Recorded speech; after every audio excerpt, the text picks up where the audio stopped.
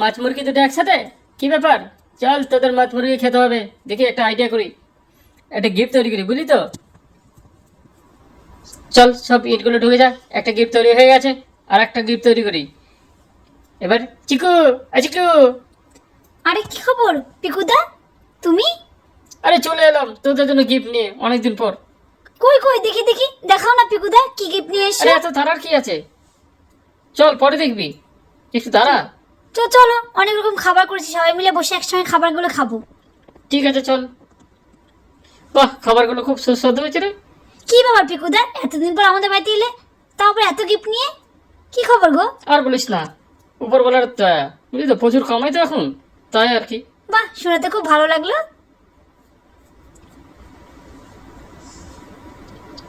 ও, আর খেতে পারবো না বুঝলি তো, আবার অফিসে কাজ, মিটিং আছে বুঝলি, আসি। ওই পিকুদা তো চলে গেল, চল চল দেখি দেখি, ব্যাগগুলো খুল তাড়াতাড়ি, পিকুদা কি গিফট নিয়ে এসে তাড়াতাড়ি দেখি। চল চল তাড়াতাড়ি খুল, তাড়াতাড়ি খুল। মনে হচ্ছে খুব সুন্দর গিফট আছে রে, চল দেখে ঢেলে দেখি। ও মা, এই তো দেখি পাথর। চল তো দেখি ওই ব্যাগের মধ্যে কি আছে। এই ব্যাগের মধ্যে মনে হয় ভালো গিফট আছে। তাড়াতাড়ি খুল, তাড়াতাড়ি খুল, তাড়াতাড়ি বের কর। ও